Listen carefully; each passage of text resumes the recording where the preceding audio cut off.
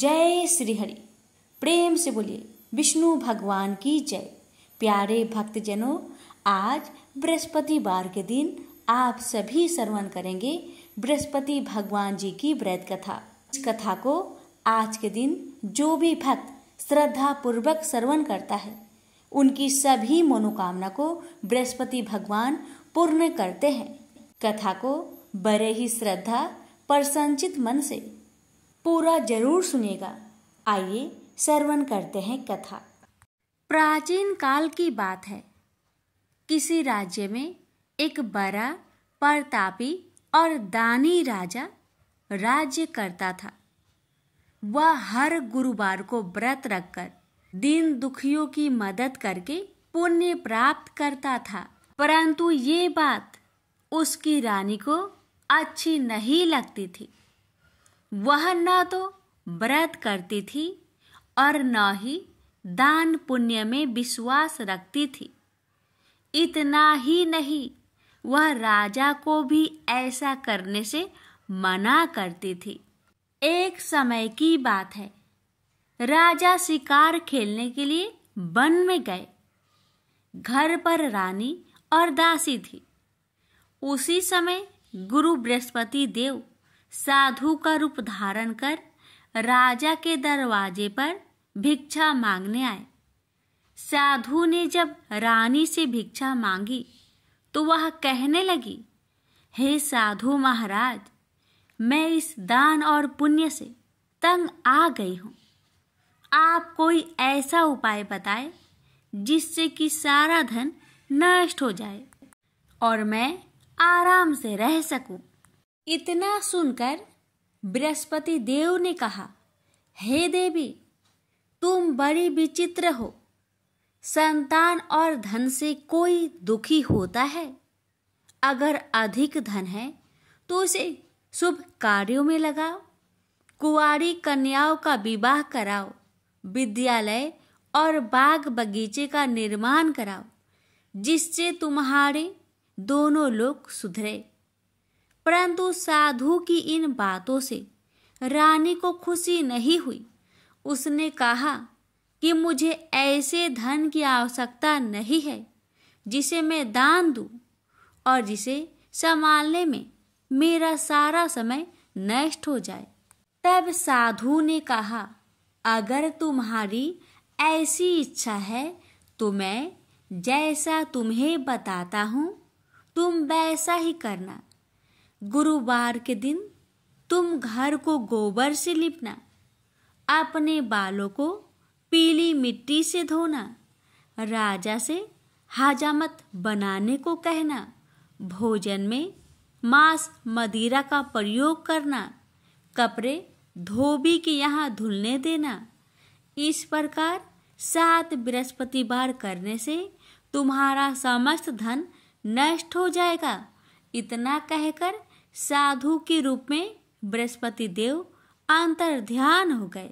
साधु के अनुसार कई बातों को पूरा करते हुए रानी को केवल 3 बृहस्पतिवार ही बीते थे कि उसकी समस्त धन संपत्ति नष्ट हो गई। भोजन के लिए राजा का परिवार तरसने लगा।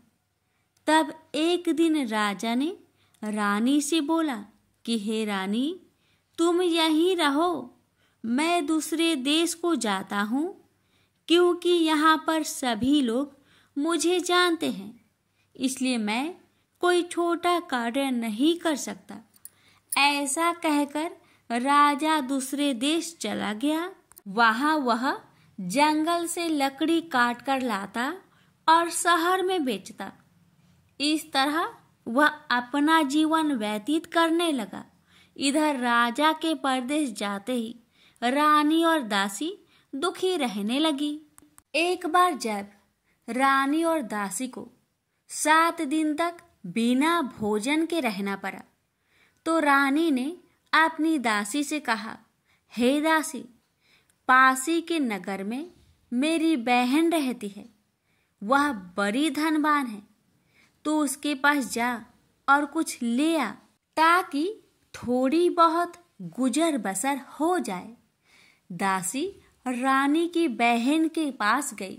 उस दिन गुरुवार था और रानी की बहन उस समय बृहस्पतिवार व्रत की कथा सुन रही थी। दासी ने रानी की बहन को अपनी रानी का संदेश दिया, लेकिन रानी की बड़ी बहन ने कोई उत्तर नहीं दिया। जब दासी को रानी की बहन से कोई उत्तर नहीं मिला तो वह बहुत दुखी हुई और उसे क्रोध भी आया। दासी ने वापस आकर रानी को सारी बात बता दी। ये सुनकर रानी ने अपने भाग्य को कोसा।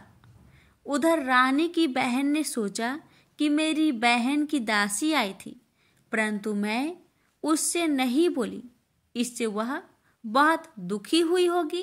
कथा सुनकर और पूजा समाप्त करके वह अपनी बहन के घर आई और कहने लगी, हे बहन, मैं बृहस्पतिवार का व्रत कर रही थी। तुम्हारी दासी मेरे घर आई थी, परंतु जब तक कथा होती है तब तक ना तो उठते हैं और ना ही बोलते हैं, इसलिए मैं नहीं बोली। बताओ दासी, क्यों आई थी? रानी बोली, बहन, तुमसे क्या छिपाऊं? हमारे घर में खाने तक को अनाज नहीं था। ऐसा कहते कहते रानी की आंखें भर आई। उसने दासी समेत पिछले 7 दिनों से भूखे रहने तक की बात अपनी बहन को विस्तार पूर्वक सुना दी। रानी की बहन बोली, देखो बहन, भगवान बृहस्पति देव सबकी मनोकामना को पूर्ण करते हैं। देखो, शायद तुम्हारे घर में अनाज रखा हो। पहले तो रानी को विश्वास नहीं हुआ, पर बहन के आग्रह करने पर उसने अपनी दासी को अंदर भेजा तो उसे सचमुच अनाज से भरा एक घड़ा मिल गया। यह देखकर दासी को बड़ी हैरानी हुई। दासी रानी से कहने लगी, हे रानी, जब हमको भोजन नहीं मिलता तो हम व्रत ही तो करते हैं, इसलिए क्यों न इनसे व्रत और कथा की विधि पूछ ली जाए ताकि हम भी व्रत कर सके। तब रानी ने अपनी बहन से बृहस्पतिवार व्रत के बारे में पूछा। उसकी बहन ने बताया, बृहस्पतिवार के व्रत में चने की दाल और मुनक्का से विष्णु भगवान का केले के जड़ में पूजन करे तथा दीपक जलाए, व्रत कथा सुने और पीला भोजन ही करे। इससे बृहस्पति देव प्रसन्न होते हैं। व्रत और पूजन विधि बताकर रानी की बहन अपने घर लौट आई। 7 दिन के बाद जब गुरुवार आया तो रानी और दासी ने व्रत रखा। घुड़सार में जाकर चना और गुड़ लेकर आई। फिर उससे केले की जड़ तथा विष्णु भगवान का पूजन किया। अब पीला भोजन कहाँ से आए? इस बात को लेकर दोनों बहुत दुखी थे। चूंकि उन्होंने व्रत रखा था, इसलिए बृहस्पति देव उनसे प्रसन्न थे। इसलिए वे एक साधारण व्यक्ति का रूप धारण कर 2 थालों में सुंदर पीला भोजन दासी को दे गए। भोजन पाकर दासी प्रसन्न हुई और फिर रानी के साथ मिलकर भोजन ग्रहण किया। उसके बाद वे सभी गुरुवार को व्रत और पूजन करने लगी। बृहस्पति भगवान की कृपा से उनके पास फिर से धन संपत्ति आ गई, परंतु रानी फिर से पहले की तरह आलस्य करने लगी। तब दासी बोली, देखो रानी, तुम पहले भी इस प्रकार आलस्य करती थी। तुम्हें धन रखने में कष्ट होता था, इस कारण सभी धन नष्ट हो गया, और अब जब भगवान बृहस्पति की कृपा से धन मिला है तो तुम्हें फिर से आलस्य होता है। रानी को समझाते हुए दासी कहती है कि बड़ी मुसीबतों के बाद हमने यह धन पाया है, इसलिए हमें दान पुण्य करना चाहिए, भूखे मनुष्य को भोजन कराना चाहिए और धन को शुभ कार्य में खर्च करना चाहिए, जिससे तुम्हारे कुल का यश बढ़ेगा, स्वर्ग की प्राप्ति होगी और पितृ प्रसन्न होंगे। दासी की बात मानकर रानी अपना धन शुभ कार्य में खर्च करने लगी, जिससे पूरे नगर में उसका यश फैलने लगा। बृहस्पतिवार व्रत कथा के बाद श्रद्धा के साथ आरती की जानी चाहिए।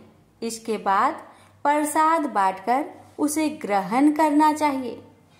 एक दिन राजा दुखी होकर जंगल में एक पेड़ के नीचे आसन जमाकर बैठ गया।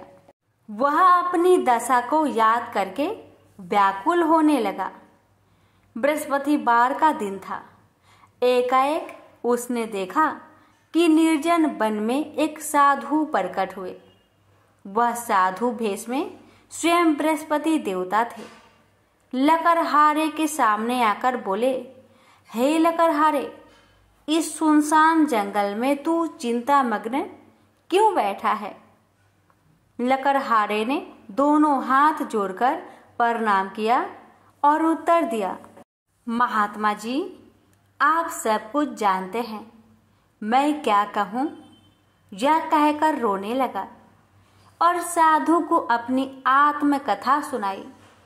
महात्मा जी ने कहा, तुम्हारी स्त्री ने बृहस्पति के दिन बृहस्पति भगवान का निरादर किया है, जिसके कारण रुष्ट होकर उन्होंने तुम्हारी यह दशा कर दी। अब तुम चिंता को दूर करके मेरे कहने पर चलो तो तुम्हारे सब कष्ट दूर हो जाएंगे और भगवान पहले से भी अधिक संपत्ति देंगे। तुम बृहस्पतिवार के दिन कथा किया करो।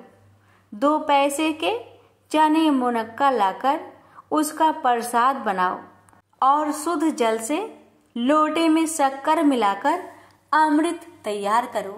कथा के पश्चात अपने सारे परिवार और सुनने वाले प्रेमियों में अमृत व प्रसाद बांटकर आप भी ग्रहण करो। ऐसा करने से भगवान तुम्हारी सब मनोकामनाएं पूरी करेंगे। साधु के ऐसे वचन सुनकर लकड़हारा बोला, हे प्रभु, मुझे लकड़ी बेचकर इतना पैसा नहीं मिलता जिससे भोजन के उपरांत कुछ बचा सकूं। मैंने रात्रि में अपने स्त्री को व्याकुल देखा है और मेरे पास कुछ भी नहीं जिससे मैं उसकी खबर मंगा सकूं। साधु ने कहा, हे लकड़हारे, तुम किसी बात की चिंता मत करो। बृहस्पति के दिन तुम रोजाना की तरह लकड़ियां लेकर शहर को जाओ।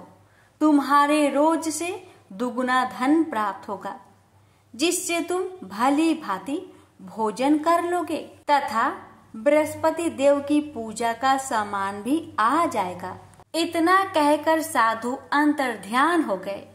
धीरे धीरे समय व्यतीत होने पर फिर वही बृहस्पतिवार का दिन आया। लकड़हारा जंगल से लकड़ी काटकर किसी शहर में बेचने गया। उसे उस दिन और दिन से अधिक पैसा मिला। राजा ने चना गुड़ आदि लाकर गुरुवार का व्रत किया। उस दिन से उसके सभी कलेश दूर हुए। परंतु जब दोबारा गुरुवार का दिन आया तो बृहस्पतिवार का व्रत करना भूल गया। इस कारण बृहस्पति भगवान नाराज हो गए। उस दिन उस नगर के राजा ने विशाल यज्ञ का आयोजन किया तथा शहर में यह घोषणा करा दी कि कोई भी मनुष्य अपने घर में भोजन न बनावे, न आग जलावे। समस्त जनता मेरे यहाँ भोजन करने आवे। इस आज्ञा को जो न मानेगा उसे फांसी की सजा दी जाएगी। इस तरह की घोषणा संपूर्ण नगर में करवा दी गई। राजा की आज्ञा अनुसार शहर के सभी लोग भोजन करने गए, लेकिन लकड़हारा कुछ देर से पहुंचा, इसलिए राजा उसको अपने साथ घर लिवा ले गए और ले जाकर भोजन करा रहे थे तो रानी की दृष्टि उस खूंटी पर पड़ी जिस पर उसका हार लटका हुआ था। वह वहां पर दिखाई नहीं दिया। रानी ने निश्चय किया कि मेरा हार इस मनुष्य ने चुरा लिया है। उसी समय सिपाहियों को बुलवाकर उसको कारागार में डलवा दिया। जब लकड़हारा कारागार में पड़ गया और बहुत दुखी होकर विचार करने लगा कि ना जाने कौन से पूर्व जन्म के कर्म से मुझे यह दुख प्राप्त हुआ है, और उसी साधु को याद करने लगा जो कि जंगल में मिला था। उसी समय तत्काल बृहस्पति देव साधु के रूप में प्रकट हुए और उसकी दशा को देखकर कहने लगे, अरे मूर्ख, तूने बृहस्पति देव की कथा नहीं करी, इस कारण तुझे दुख प्राप्त हुआ है। अब चिंता मत कर, बृहस्पतिवार के दिन कारागार के दरवाजे पर 4 पैसे पड़े मिलेंगे। उनसे तू बृहस्पति देव की पूजा करना, तेरे सभी कष्ट दूर हो जाएंगे। बृहस्पति के दिन उसे 4 पैसे मिले। लकड़हारे ने कथा कही। उसे रात्रि को बृहस्पति देव ने उस नगर के राजा को सपने में कहा, हे राजा, तुमने जिस आदमी को कारागार में बंद किया है वह निर्दोष है, वह राजा है, उसे छोड़ देना। रानी का हार उसी खूंटी पर लटका है। अगर तू ऐसा नहीं करेगा तो मैं तेरे राज्य को नष्ट कर दूंगा। इस तरह रात्रि के सपनों को देखकर राजा प्रातः काल उठा और खूंटी पर हार देखकर लकड़हारे को बुलाकर क्षमा मांगी तथा लकड़हारे को योग सुंदर वस्त्र आभूषण देकर विदा कर दिया। बृहस्पति देव की आज्ञा अनुसार लकड़हारा अपने नगर को चल दिया। राजा जब अपने नगर के निकट पहुंचा तो उसे बड़ा आश्चर्य हुआ। नगर में पहले से अधिक बाग, तालाब, कुएं तथा बहुत सी धर्मशाला, मंदिर आदि बन गई है। राजा ने पूछा, यह किसका बाग और धर्मशाला है? तब नगर के सब लोग कहने लगे, यह सब रानी और बांदी की है। तो राजा को आश्चर्य हुआ और गुस्सा भी आया। जब रानी ने यह खबर सुनी कि राजा आ रहे हैं तो उन्होंने बांदी से कहा कि हे दासी, देख, राजा हमको कितनी बुरी हालत में छोड़ गए थे। हमारी ऐसी हालत देखकर वह लौट न जाए, इसलिए तू दरवाजे पर खड़ी हो जा। आज्ञा अनुसार दासी दरवाजे पर खड़ी हो गई। राजा आए तो उन्हें अपने साथ लिवा लाई। तब राजा ने क्रोध करके अपनी रानी से पूछा कि यह धन तुम्हें कैसे प्राप्त हुआ?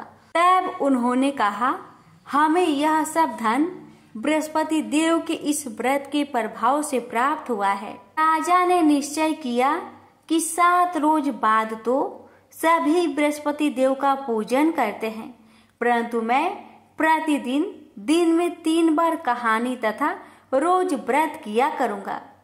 अब हर समय राजा ने दुपट्टे में चने की दाल बांधी रहती तथा दिन में 3 बार कहानी कहता।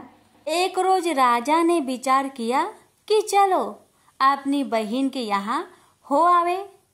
इस तरह निश्चय कर राजा घोड़े पर सवार हो अपनी बहन के यहाँ को चलने लगा। मार्ग में उसने देखा कि कुछ आदमी एक मुर्दे को लिए जा रहे हैं। उन्हें रोककर राजा कहने लगा, अरे भाइयों, मेरी बृहस्पति देव की कथा सुन लो। वे बोले, लो, हमारा तो आदमी मर गया है, इसको अपनी कथा की परी है। परंतु कुछ आदमी बोले, अच्छा कहो, हम तुम्हारी कथा भी सुनेंगे। राजा ने दाल निकाली और जब कथा आधी हुई थी कि मुर्दा हिलने लग गया, और जब कथा समाप्त हो गई तो राम राम करके मनुष्य उठकर खड़ा हो गया। आगे मार्ग में उसे एक किसान खेत में हल चलाता मिला। राजा ने उसे देख और उससे बोले, अरे भैया, तुम मेरी बृहस्पतिवार की कथा सुन लो। किसान बोला, जब तक मैं तेरी कथा सुनूंगा तब तक 4 हरैया जोत लूंगा। जा अपनी कथा किसी और को सुनाना। इस तरह राजा आगे चलने लगा। राजा के हटते ही बैल पछाड़ खाकर गिर गए तथा किसान के पेट में बड़ी जोर का दर्द होने लगा। उस समय उसकी माँ रोटी लेकर आई। उसने जब यह देखा तो अपने पुत्र से सब हाल पूछा और बेटे ने भी सभी हाल कह दिया। तो बुढ़िया दौड़ी दौड़ी उस घोड़ सवार के पास गई और उससे बोली कि मैं तेरी कथा सुनूंगी, तू अपनी कथा मेरे खेत पर चलकर ही कहना। राजा ने बुढ़िया के खेत पर जाकर कथा कही। इसके सुनते ही वह बैल उठ खड़ा हुई तथा किसान के पेट का दर्द भी बंद हो गया। राजा अपनी बहन के घर पहुंचा। बहन ने भाई की खूब मेहमानी की। दूसरे रोज प्रातःकाल राजा जागा तो वह देखने लगा कि सब लोग भोजन कर रहे हैं। राजा ने अपनी बहन से कहा, ऐसा कोई मनुष्य है जिसने भोजन नहीं किया हो? मेरी बृहस्पतिवार की कथा सुन ले। बहन बोली, हे भैया, यह देश ऐसा ही है कि पहले यहाँ लोग भोजन करते हैं, बाद में अन्य काम करते हैं। अगर कोई पड़ोस में हो तो देख आऊं। वह ऐसा कहकर देखने चली गई, परंतु उसे कोई ऐसा व्यक्ति नहीं मिला जिसने भोजन न किया हो। अतः वह एक कुम्हार के घर गई जिसका लड़का बीमार था। उसे मालूम हुआ कि उनके यहाँ 3 रोज से किसी ने भोजन नहीं किया है। रानी ने अपने भाई की कथा सुनने के लिए कुम्हार से कहा। वह तैयार हो गया। राजा ने जाकर बृहस्पतिवार की कथा कही, जिसको सुनकर उसका लड़का ठीक हो गया। अब तो राजा की प्रशंसा होने लगी। एक रोज राजा ने अपनी बहन से कहा कि हे बहन, हम अपने घर को जाएंगे, तुम भी तैयार हो जाओ। राजा की बहन ने अपनी सास से कहा। सास ने कहा, हाँ चली जा, परंतु अपने लड़कों को मत ले जाना, क्योंकि तेरे भाई के कोई औलाद नहीं है। बहन ने अपने भैया से कहा, हे भैया, मैं तो चलूंगी पर कोई बालक नहीं जाएगा। राजा बोला, जब कोई बालक नहीं चलेगा तब तुम ही क्या करोगी? बड़े दुखी मन से राजा अपने नगर को लौट आया। राजा ने अपनी रानी से कहा, हम निरवंशी है, हमारा मुंह देखने का धर्म नहीं है और कुछ भोजन आदि नहीं किया। रानी बोली, हे प्रभु, बृहस्पति देव ने हमें सब कुछ दिया है, वह हमें औलाद अवश्य देंगे। उसी रात को बृहस्पति देव ने राजा से सपने में कहा, हे राजा, उठ, सभी सोच त्याग दे, तेरी रानी गर्भ से है। राजा को यह बात सुनकर बड़ी खुशी हुई। 9वें महीने में उसके गर्भ से एक सुंदर पुत्र पैदा हुआ। तब राजा बोला, हे रानी, स्त्री बिना भोजन के रह सकती है, पर बिना कहे नहीं रह सकती। जब मेरी बहन आवे तुम उससे कुछ मत कहना। रानी ने सुनकर हाँ कर दिया। जब राजा की बहन ने यह शुभ समाचार सुना तो वह बहुत खुश हुई तथा बधाई लेकर अपने भाई के यहाँ आई। तभी रानी ने कहा, घोड़ा चढ़कर तो नहीं आई, गधा चढ़ी आई। राजा की बहन बोली, भाभी, मैं इस प्रकार न कहती तो तुम्हें औलाद कैसे मिलती? बृहस्पति देव ऐसे ही हैं, जैसी जिसके मन में कामनाएं हैं सभी को पूर्ण करते हैं। जो सदा भावना पूर्वक बृहस्पतिवार का व्रत करता है एवं कथा पढ़ता अथवा सुनता है, दूसरों को सुनाता है, बृहस्पति देव उसकी सभी मनोकामना पूर्ण करते हैं। तो प्रेम से बोलिए, बृहस्पति भगवान की जय हो। प्राचीन काल में एक ब्राह्मण रहता था। वह बहुत निर्धन था। उसके कोई संतान नहीं थी। उसकी स्त्री बहुत मलिनता के साथ रहती थी। वह स्नान न करती। इससे ब्राह्मण देवता बड़े दुखी थे। बेचारे बहुत कुछ कहते थे, किंतु उसका कुछ परिणाम न निकला। भगवान की कृपा से ब्राह्मण की स्त्री के कन्या रूपी रत्न पैदा हुआ। कन्या बड़ी होने पर प्रता स्नान करके विष्णु भगवान का जाप हुआ। बृहस्पतिवार का व्रत करने लगी। अपने पूजन पाठ को समाप्त करके विद्यालय जाती तो अपनी मुट्ठी में जौ भर के ले जाती और पाठशाला के मार्ग में डालती जाती। जब ये जौ स्वर्ण के हो जाते, लौटते समय उनको बीनकर अपने घर ले आती थी। एक दिन वह बालिका सूप में उस सोने की जौ को फटक कर साफ कर रही थी कि उसके माता ने देख लिया और कहा, हे बेटी, सोने की जौ के लिए सोने का सूप होना चाहिए। दूसरे दिन बृहस्पतिवार था।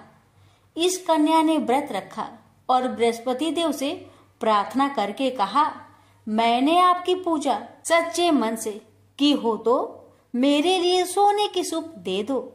बृहस्पति देव ने उसकी प्रार्थना स्वीकार कर लिए। रोजाना की तरह वह कन्या जौ फैलाती हुई जाने लगी। जब लौटकर जौ बीन रही थी तो बृहस्पति देव की कृपा से सोने का सूप मिला। उसे वह घर ले आई और उसमें जौ साफ करने लगी, परंतु उसकी माँ का वही ढंग रहा। एक दिन की बात है कि वह कन्या सोने के सूप में जौ साफ कर रही थी। उस समय उस शहर का राजपुत्र वहां से होकर निकला। इस कन्या के रूप और कार्य को देखकर मोहित हो गया तथा अपने घर आकर भोजन तथा जल त्याग कर उदास होकर लेट गया। राजा को इस बात का पता लगा तो अपने प्रधानमंत्री के साथ उसके पास गए और बोले, हे बेटा, तुम्हें किस बात का कष्ट है? किसी ने अपमान किया है अथवा और कोई कारण हो सो कहो, मैं वही कार्य करूंगा जिससे तुम्हें प्रसन्नता हो। अपने पिता की राजकुमार ने बातें सुनी तो वह बोला, मुझे आपकी कृपा से किसी बात का दुख नहीं है। किसी ने मेरा अपमान नहीं किया है, परंतु मैं उस लड़की से विवाह करना चाहता हूँ जो सोने की सूप में जौ साफ कर रही थी। यह सुनकर राजा आश्चर्य में पड़ गया और बोला, हे बेटा, इस तरह की कन्या का पता तुम्हें लगाओ, मैं उसके साथ तेरा विवाह अवश्य ही करवा दूंगा। राजकुमार ने उस लड़की के घर का पता बतलाया। तब मंत्री उस लड़की के घर गए और ब्राह्मण देवता को सभी हाल बतलाया। ब्राह्मण देवता राजकुमार के साथ अपनी कन्या का विवाह करने के लिए तैयार हो गए तथा विधि विधान के अनुसार ब्राह्मण की कन्या का विवाह राजकुमार के साथ हो गया। कन्या के घर से जाते ही पहले की भांति उस ब्राह्मण देवता के घर में गरीबी का निवास हो गया। अब भोजन के लिए भी अन्न बड़ी मुश्किल से मिलता था। एक दिन दुखी होकर ब्राह्मण देवता अपनी पुत्री के पास गए। बेटी ने पिता की दुखी अवस्था को देखा और अपनी माँ का हाल पूछा। तब ब्राह्मण ने सभी हाल कहा। कन्या ने बहुत सा धन देकर अपने पिता को विदा कर दिया। इस तरह ब्राह्मण का कुछ समय सुखपूर्वक व्यतीत हुआ। कुछ दिन बाद फिर वही हाल हो गया। ब्राह्मण फिर अपनी कन्या के यहाँ गया और सारा हाल कहा तो लड़की बोली, हे पिताजी, आप माताजी को यहाँ लेवा लाओ, मैं उसे विधि बता दूंगी जिससे गरीबी दूर हो जाए। वह ब्राह्मण देवता अपनी स्त्री को साथ लेकर पहुँचे तो अपनी माँ को समझाने लगी, हे माँ, तुम प्रातःकाल प्रथम स्नान आदि करके विष्णु भगवान का पूजन करो तो सब दरिद्रता दूर हो जाएगी।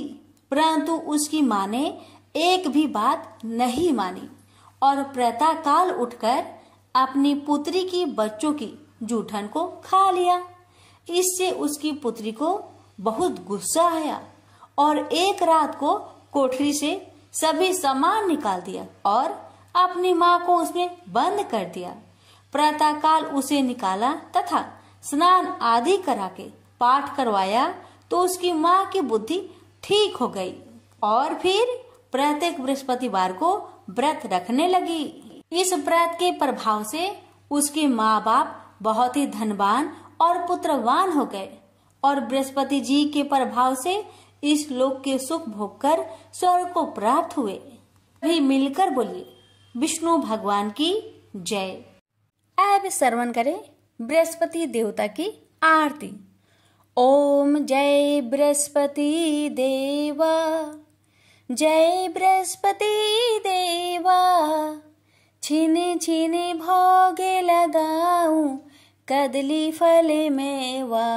ओम जय बृहस्पति देवा, तुम पूर्ण परमात्मा, तुम अंतर्यामी, जगत पिता जगदीश्वर, तुम सबके स्वामी।